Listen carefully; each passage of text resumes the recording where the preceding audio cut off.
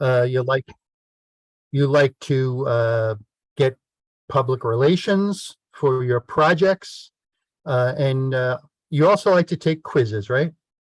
Well, maybe not the quizzes, but I'm going to start with a quiz. The answer, I'm going to show you another picture right after this. And the answer to the question I will ask you when I show you that picture is right in the center of this planet. So here is the question. What and where is this? What and where is this? Those are the monarchs in Mexico. Absolutely. You're one of only two people who has ever gotten that correct, and I've spoken to over 100 clubs this past year. That is the Oyamel fir trees where the monarch butterfly spend the winter on a mountaintop in Mexico. And that burnt orange color that looks like it might be a disease is actually this. Millions and millions of monarch butterflies. Wow. And this program is not about monarchs, by the way. I mean, monarchs are included as pollinators, but the program is about Operation Pollination. And I'll tell you all about that in just a minute. But I want to show you in this next slide how the monarch population has declined in that overwintering habitat by more than 80% since the 90s. Can you believe a population declining by more than 80% in just, less than 30 years? That's unbelievable. So Operation Pollination is a 7th area of focus environmental framework. You all know that Rotary has 7 areas of focus. Support for the environment is the 7th area of focus, just decided upon recently. And this environmental framework that I'm going to explain to you today is supported by SRAG. You might also know, as good Rotarians, that Rotary has these Rotary Action Groups, or RAGs, and there's about 25 of them. I went and I looked them up one day, and there's a RAG for everybody. If your thing is disease prevention and control, there's a RAG for you. If it's literacy, there's a RAG for you. If it's environmental sustainability, this RAG, SRAG, is for you. This is the Environmental Sustainability Rotary Action Group. Now, Scott mentioned that I've worked with the Park Service for the past 4 decades. And I will just say that, by the way, this is how I'm celebrating the 106th birthday of the National Park Service. Today is the 106th birthday of the National Park Service. August 25th, 1916 is when Congress passed an act that established the Park Service. But as a park ranger, I've gotten the chance to travel around the country and the world. And I'm also a Rotarian. And I started my Rotary service back in the late 90s when I worked at the Great Smoky Mountains National Park in Tennessee and North Carolina. I transferred to Yosemite National Park in California, became president of the Yosemite Rotary Club during our centennial year back in 2005, for those of you who remember that. And then if you fast forward today, I'm a member of the Twin Cities Eco Club in District 5950 up in Minnesota. And I'm also a member of the Central North American chapter of SRAG. I'm also a member of this fine-looking group of people. These are the Operation Pollination ambassadors. And it would be even finer, Scott, if I had your picture in there, of course. But there are now, I made this slide when there were about 11 ambassadors. There's now over 60 ambassadors. And your own Scott Nelson is an Operation Pollination ambassador. But these individuals who are around the country and in many cases the world, they support and promote the Operation Pollination framework, which I'll be chatting with you about right now. This program is all about pollinators and how important they are. The famous sociobiologist E.O. Wilson, he said that pollinators are the little things that run the world. And hopefully by the end of today's program, you will believe what E.O. Wilson said. And by the way, I also know that the Ann Arbor North Club has done a lot for pollinators already. Scott has told me. So I want to recognize that right off the bat, that I know that a lot of the stuff I'm telling you about today is not so new, but it's just a reaffirmation of what you already know. So here's the story for today's program. Pollinators are essential for life on Earth, and it is critically important to protect them. But their numbers have declined by more than 45% in the past 50 years. Therefore, the Operation Pollination framework was developed to help us protect the planet for our children and their children. This is today's agenda. What is Operation Pollination? A brief history of the framework and how to engage in Operation Pollination. So what is it? Simply put, it's an inclusive framework that can help your club recruit a diverse array of organizational partners who want to engage in the two goals of Operation Pollination, which are habitat restoration and education. I put some quotes in today's presentation that I thought were relevant. Here's the first one. The real voyage of discovery consists not in seeking new landscapes, but in having new eyes. But with those new eyes, nobody wants to see this, right? This is what our produce section in our grocery store would look like, if not for the free environmental services or ecosystem services provided by pollinators. Incredibly, pollinators are responsible for more than 85% of the world's plants, the reproductive success of more than 85% of the world's plants. But in just the past 50 years, pollinators have declined by more than 45% across the globe. This is a global environmental crisis that is not really visible. Now, think about this. In all of our lifetimes, since the 1970s, pollinators have declined across the globe by more than 45%. All those millions and millions of years of evolutionary history, gone. You know the pollinators, the bees, the wasps, the flies, the butterflies, the beetles, the moths. There's even some birds that are pollinators, like the ruby-throated hummingbird that comes to your feeders this time of year. There's tropical fruit bats that are pollinators. There's even some small mammals and reptiles that are pollinators. This is a pollinator too. Any guess at what type of pollinator this might be? Wasp? What's that? A wasp? It looks like a wasp, yep. But this is actually a drone. This is a drone pollinator. And there are actually places in the world today that are using drones to pollinate our crops. I find this That's great. unbelievable. Now, the drones that are used to pollinate crops don't necessarily look like this one, but they are drones that are pollinating our crops. Without question, without pollinators, humans and all terrestrial ecosystems as we know them today would cease to exist. You know, most likely, as the quote from Jurassic Park, you know, life will find a way. Ian Malcolm, the chaotician. Without pollinators, life will find some way, but it'll be a different planet than the one we know today. So because of this, the Operation Pollination framework was developed. The new and revised framework is specific for Rotarians, and Rotarians are leaders in this. So let me talk about a brief history before I tell you how to engage in the project. So I'm a park ranger. That's actually me standing next to the guy in the white shirt.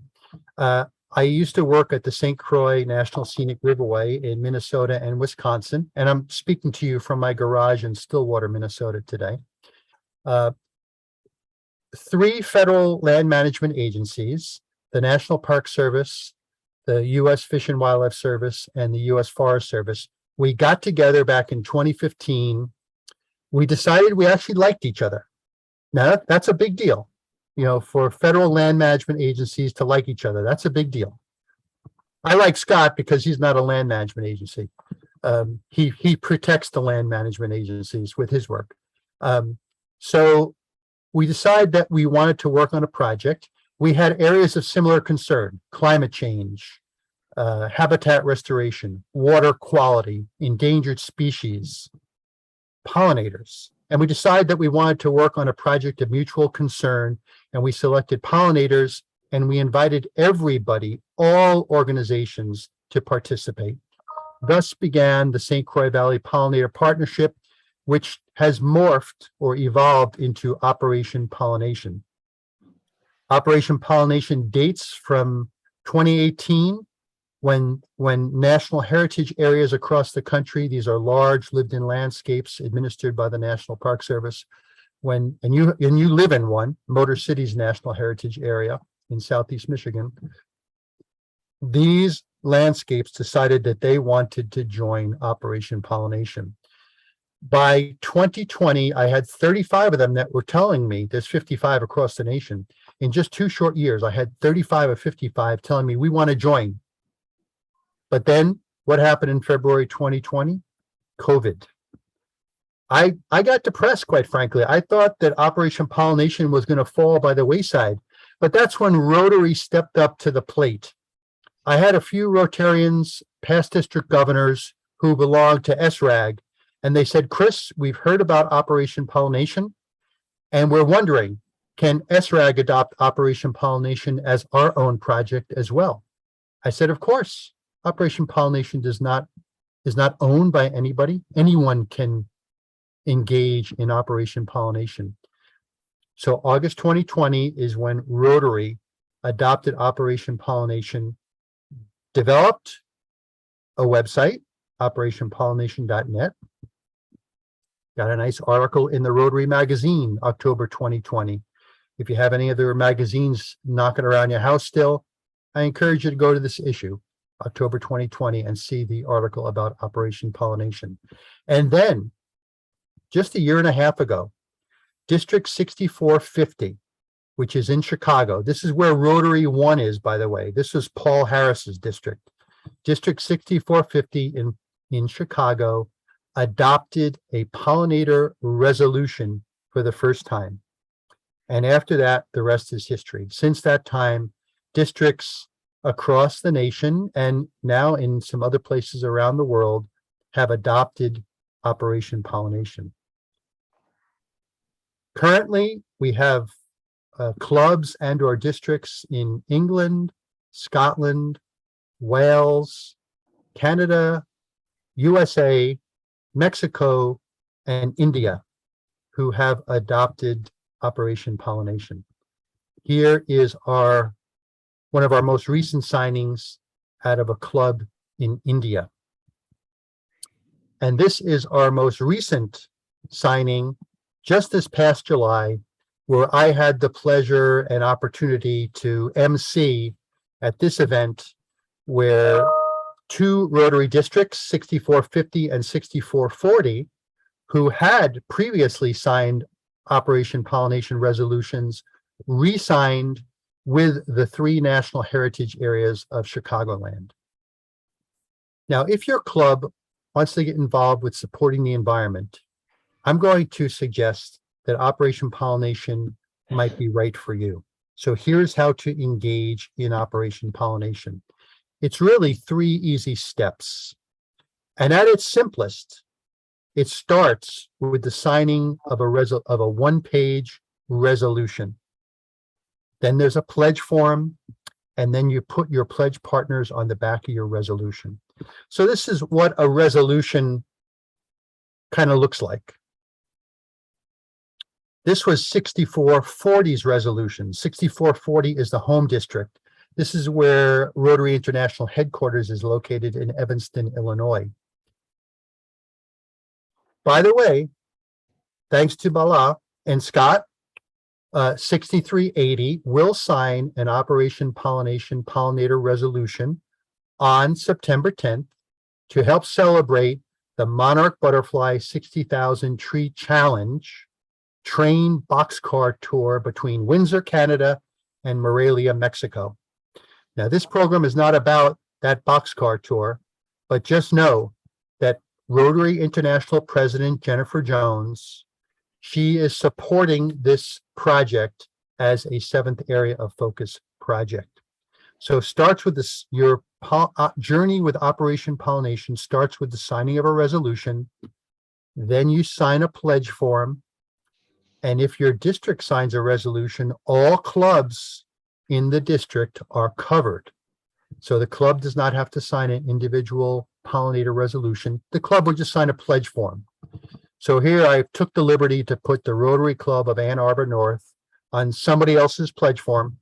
And I took the liberty to say what you were going to do on your pledge. You were going to recruit local businesses to engage in habitat restoration. Now, I want you to know that after your club signs a pledge form, you ask other organizations to also sign a pledge form. These organizations can be large, small, for-profit, not-for-profit, government, or not-for-profit. Every contribution is welcome. You put the names on the back of your resolution. This dates from 2015 when the St. Croix Valley Pollinator Partnership was formed, but you can see all the different organizations on there, including in that middle column, Rotary District 5960. They were the first district that got involved in this. So again, 3 easy steps: a resolution, a pledge form, put the name of your partner organizations on the back of your pledge form. Now, just yesterday, and I put this slide in just this morning, just yesterday, I was informed by SRAG that electronic versions of the pledge form and the resolution have just gone up onto the SRAG website. So your club could do this all electronically. When you go to Windsor on September 10th, you'll have a paper copy to sign. Obviously, you won't have an electronic copy there. Now, I don't know if I've screwed up during this presentation or not by calling Operation Pollination a project, but I want to tell you, it is not a project. It is a frame. It is an environmental framework. It is a framework where you hang your individual projects onto. This, for example, is a project. This is a Monarch Sister Schools project in an elementary school in Maryland, but this is a very specific project.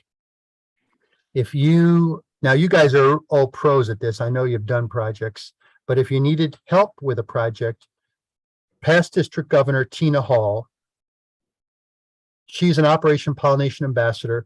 She'd gladly come to Ann Arbor North to present a program just like I'm presenting right now.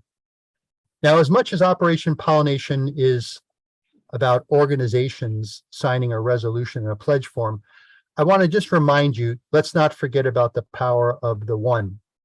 Each of us, as concerned citizens of this planet, should do something on our property, if we have some property, for pollinators. I like to bring to mind the Margaret Mead quote, anthropologist Margaret Mead. She's quoted as saying, never, I'll probably botch it up, but I'll try my best. Never underestimate the power of concerned citizens to do something to change the world. It's the only thing that ever has. Each of us can do something to help change the world. This program has been about pollinators. They are important to life on Earth. This is the end goal. Pollinators equals food security, equals national security. I have not talked to Homeland Security about this, but when I get back to Washington one of these days, I will be talking to Homeland Security as well. And here's a brief advertisement for a great book that I recently read. Actually, I've read it twice now. Bicycling with Butterflies. This author, Sarah Dykman, she decided to ride her bike following the route of the monarch butterfly from Mexico up into Canada and back again. And by the time she was done, she rode her bicycle 10,201 miles. And I heard her speak on a Zoom call. She's very specific about that 2,001 miles. Remember, on a bike, every mile counts, right?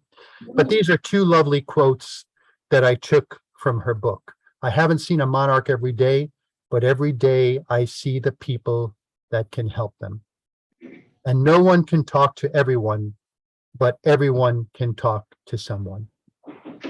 So I want to thank the Rotary Club of Ann Arbor North for your consideration in supporting this cause. We started out, I told you what the story was going to be. I won't go over it again. I hope I achieved the story in this presentation, but I'll just ask on the bottom there, might you be able to help? And I'll end today's presentation with this lovely quote from T.S. Eliot. We shall not cease from exploration, and the end of all our exploring will be to arrive where we started and know the place for the first time. And that's what Operation Pollination is really all about. Knowing just how important District 6380 is to helping pollinators, and all your clubs can help protect the planet. These are, Scott has this PowerPoint presentation. He will send, I've asked him to send it out to all of you, so you have all these addresses, you have my name. Any of you, please feel free to contact me at any time. I'd love to hear from you. So now I will open it up to questions. Any questions? I'm gonna call on Bill's up first. Bill Zapata. So thank you, Chris. That was really eye-opening, to say the least. My question revolves around, well, two questions really. One, what is the effect or weight of the resolution? You know, who will enforce it? And the second one was, in your list of all the participants, I only saw one school listed. I mean, it seems like schools would be the number one place one would want to start. Two questions. And so I'll ask you to clarify the second part first. You mean you saw a school on the pollinator resolution that I showed all the names? Yeah, one signatory, right? Okay, yeah. So that was when we launched that resolution, and it had 70 names on it. Today it has 125 names on it. I don't know how many schools are on it, but if there's no other schools on it, without question, there should be more schools. Schools are a logical place. To answer your first question, what is the weight of this? I heard you say at the beginning of your presentation, is it the truth? Is it fair to all concerned? Will it build goodwill to better friendships? And will it be beneficial to all concerned? That is the weight of a resolution. This resolution is based on the four-way test. If you sign a resolution recognizing the fact that pollinators are in decline worldwide, and here are some things we can do for it, and you don't do anything, that's totally on you. There is no big brother coming to check up on you. This is based on the four-way test, and it's up to you. Don. Because I read something a couple of days ago where there's a group campaigning against the folks that make bare aspirin, which I believe is Sterling Drug, if I remember correctly. At any rate, they make a wonderful fertilizer that will help a farmer grow very, very good crop, take care of a lot of problems. The only thing is, it's fatal to bees. Now, I don't know where your question's going, but I'm just going to interrupt you, and I'm going to say that the choice is yours. If you want to put a fertilizer down, that's wonderful, that's great. But if you want to kill bees, you know my answer to this one. of course, but here's the catch. The young people have never heard of any of this. They know that groceries come from grocery store. If we Well, can, with an education program for the kids in grade school, because they're not too young to understand, and let them know that there's more to go into than going to the grocery store to find food. We have to protect the supply. Protecting the supply means we don't kill the objects that create the supply. It's a simple education. it is, and that's a great point. I'll go away. I would just say that perhaps Ann Arbor North. If you sign an Operation Pollination pledge form, which I have a feeling you're going to do, you can do it electronically now, Scott. You could say, we're Rotary Club Ann Arbor North. We're going to educate children about the importance of pollinators. That could be your pledge. And then you go about and do it. No one's coming up to check on you, whether you're doing it. That's, again, it's up to you. Joette. Chris, one question. If an organization signs pledges to join this operation, what are the specific benefits that they would get? Would they be able to get, for instance, seeds or seedlings to start the pollinator garden? No, no, this is not a giveaway project. This is a very grassroots project that that started out again back in 2015 when 3 federal agencies got together to help pollinators, and then SRAG adopted it just in August of 2020. There are literally dozens of pollinator sites on the web. If you're looking for free seeds, for example, I would search the web and go there and look to see if there is any group that gives away free seeds. If you were to do a large project of 2 acres or more, and I'm not saying you should do that, you know, and any size project is good. You know, planting 3 seeds is good and you're in. But if you did do a large project, I could refer you to an organization called the Bee and Butterfly Habitat Fund, which would give you free seeds to plant 2 acres. So in other words, Chris, you're not giving away material directly through Operation Pollination, but you know, if we go to the Operation Pollination website, would we find, you know, educational resources, how-tos, or links into organizations that have those how-tos? I know that if you go to the srag.org/operation-pollination website, you'll come to some links. Yes. Okay. So Rotary Club sign-up organizations, what are some typical examples of activities those organizations engage in?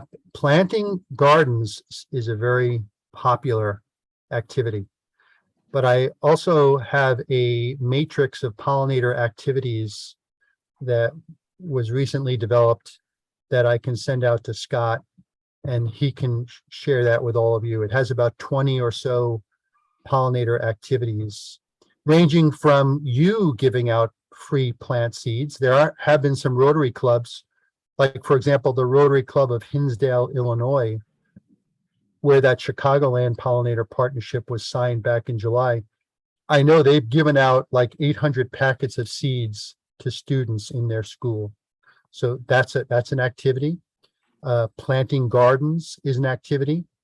I mean, you could even, you know, contract with somebody to do a mural on a building. That could be an activity.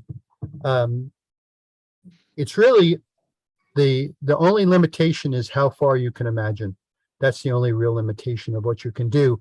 And all of these activities, you know, qualify as Operation Pollination activities. But planting gardens, without question, has been the one most popular activity that Rotary clubs have done. Thank you. Questions? To your initial point about the monarchs, are you aware of a site where we could order seeds for milkweed or bee balm? So I would do, again, I'd go to the web. You'd want to try to get seeds that were appropriate for your region. You know, you live in a certain eco region. Forgive me, I don't know what eco region you live in, but you'd want to go to, you know, a nursery that sells seeds for your eco region, not get them from just anywhere. So if you need help with that, I can certainly help research, the Ann Arbor area where you could get some seeds. So I'll have to get back to Scott on that. If you want to know what type of plants you should consider planting, there are some pretty nifty sites out there that will tell you. But this one site, I'll give you the website, nwf.org/native plant finder. NWF stands for National Wildlife Federation. So it's nwf.org/native plant finder. On that one, you could put your zip code in and up will pop the native plants that you should consider planting in your area. It's really a neat site. So Chris, and also everybody in the group here, our club has developed a couple of fact sheets on our butterfly garden. Outstanding. Yeah, and in that fact sheet, we've got a list of the pollinator attracting plants that have been placed in our garden.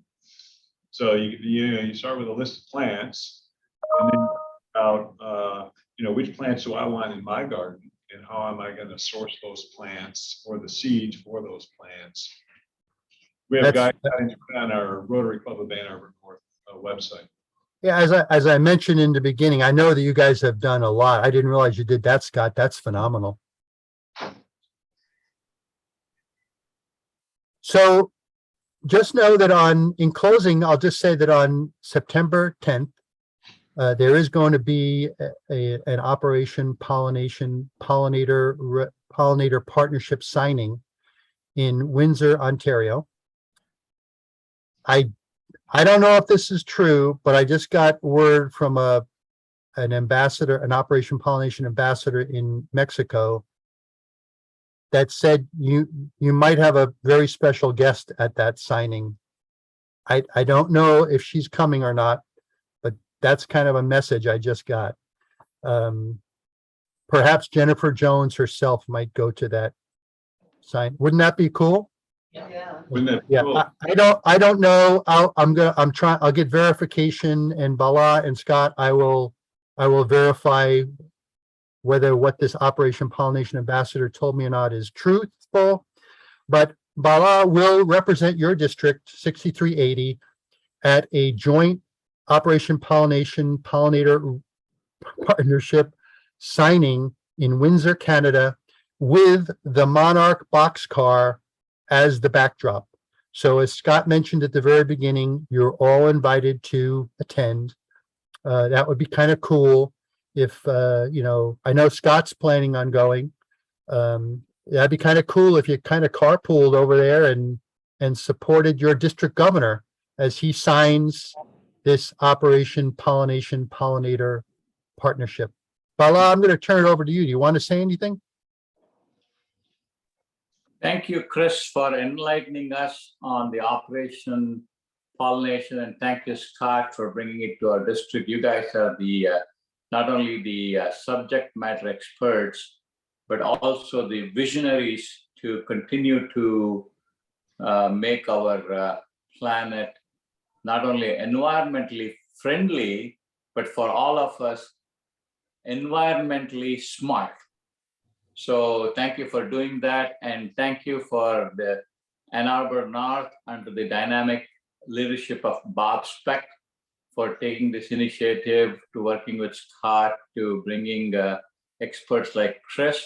We need more and more experts in this area, and this is a great beginning. Other clubs have also shown interest, so we'll be taking Chris on what I call and Scott on an Operation Pollination ambassadorial speaking tour. So, Yeah, by the way, Bala, any club in your district, I think you have like 50-something clubs in your district. I will come to any club in your district by Zoom who wants to have a presentation. So by all means, please promote it. And I want to thank you for your incredible district governor leadership in embracing this project right off the bat. That is pretty incredible. And I see great things for 6380. you know why we did that, Chris? Why? Because when we have folks like you and Scott leading this, the least that each one of us can do as district governors is, number one, embrace it, share the knowledge, and take it to all our clubs and club members and the families and the communities so that we can continue to spread your message and also learn from it. And one of the key areas for District 6380 this year, and Ann Arbor North will hear more about it during my DG visit there, is environment, among other things. So we have youth leadership and development, environment, personal wellness and happiness, and others. So environment is right there, center, and it's equally important, and also it's equally helpful for our generation, our next 2, 3, 4 generations. And that is why you are district governor. So Chris, you know, we have this saying, tell me who your friends are, I'll tell you who you are. If you want to really communicate this around the world, Pope John Paul named St. Francis of Assisi the patron saint of the environment. I don't think there's a human being alive that's more beloved than Francis of Assisi, other than maybe Jesus himself. So, you know, if we connect it to that, you're going to get a lot of more ears leaning in, I would think. Yeah, we need to make a lot of connections like that. Yeah, there are numerous connections, and you know, there is nothing, by the way, to stop you from doing exactly what you just said. There is, I mean, there are 535 Rotary districts in the world, approximately.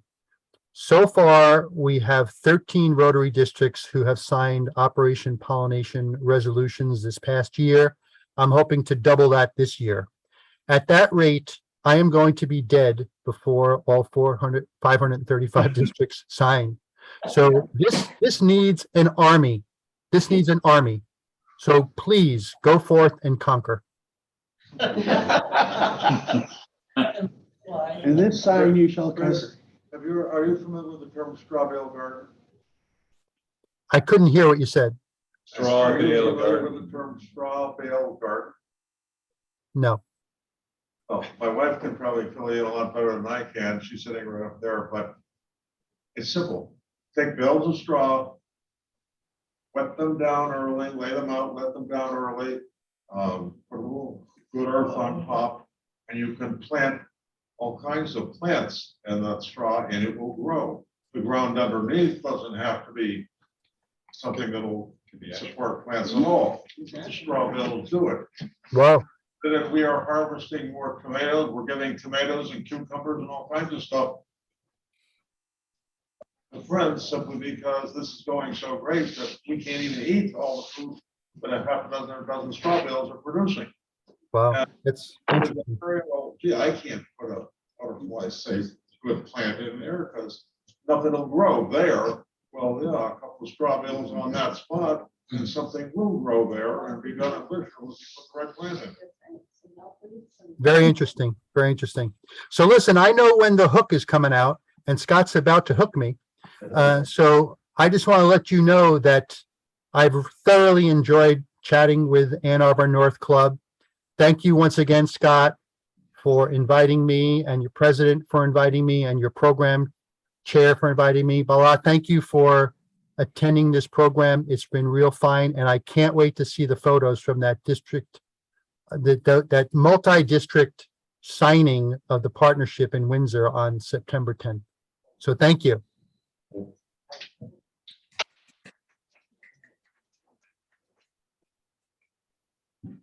And with that, we are basically adjourned. Go ahead, Joanne. Share with everybody. This is a wonderful opportunity, actually, Scott. So I shared earlier that we have 20+ community gardens that we're intending to develop pollinators gardens. So I have this offer to our club then that if we can possibly convince Project Grow or I say AAM to be a sponsor of each of these gardens, we can probably sign that pledge as as our contribution to the operation. Let's talk about it. Yeah, let's talk about I it. think it's a great idea. One other thing about the train project, we didn't talk about this, what this boxcar train is all about, but what it's doing is it's been spearheaded. The visionary is a guy who is the environmental manager for this huge rail company. And it was his brainchild to create this wrapper. But the real key to it is two things. One, they're raising funds to plant 60,000 IML fir trees down in the overwintering place. Really important to preserve that habitat. That was a picture that Cristopher Stein showed.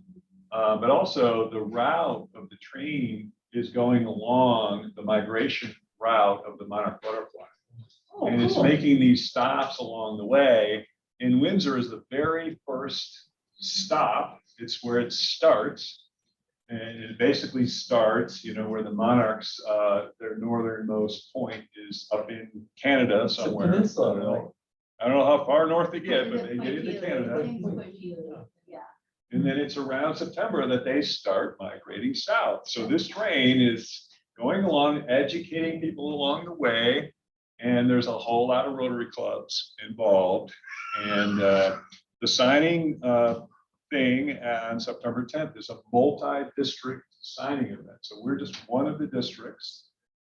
And it's the event itself is it's not an all-day event, but it goes from 10 a.m. to 3 p.m. So there's going to be supposedly a bunch of booths and people there set up to talk about environmental projects. So it's kind of a several-hour event, but then in the midst of it is this ceremony where the signing event will take place, some presentations. We don't know exactly how it's going to all be formulated. So just wanted to give a broader context of what September 10th really means. Thank you. Thank you. Hey, also, one more thing, I'm gonna jump back in. I mentioned that an Operation Pollination ambassador in Mexico told me that Jennifer Jones wants to sign a document on this. I just got clarification from that Operation Pollination ambassador in Mexico. And she does not speak complete English. So she was saying, Michigan, she was saying Michigan, with Jennifer Jones in Michigan. And I said, do you mean Morelia, Mexico, where you live, Ellie? And she said, no, where Jennifer Jones lives. And so And Jennifer Jones is Windsor, Canada. So it looks like, and I wouldn't take this to the bank, but it looks like Jennifer Jones herself is going to be at the Windsor signing. And Morelia is in Michoacan, which sounds Michoacan. Mhm. like Michigan. Yes. And that's why I said, do you mean Michoacan? And she said, no, I mean Michigan. Or wherever Jennifer Jones lives, she says. Okay. Chicago, right? Close enough. that's where Rotary. I gotta go. Okay. So one last tidbit of invitation. You and I, our club at Practical, for the last several years now, we've been together in the Let's Do Science and Nature Center, Monarch Migration Festival. Every year there's an annual event there. And What's the date? September 11th. Timely. There you go. So anyways, I have reserved a spot for you in Rancho Grove. Okay. Okay. We can table together, right? Yes. Yeah, we've done that once before. We can do it again. Hey, John, give me a call, Yes. or I'll call you. We need to talk. All right. All right. Thank you, everyone. Thank you. All right. Well done. That was interesting. Hey, thanks, Scott. On the 10th? Thanks, Bella. Thank you. Can I go with you on the 10th? Are Absolutely. you carpooling? I'm happy to. Yeah. Drive or? Yeah, well, we can see how the whole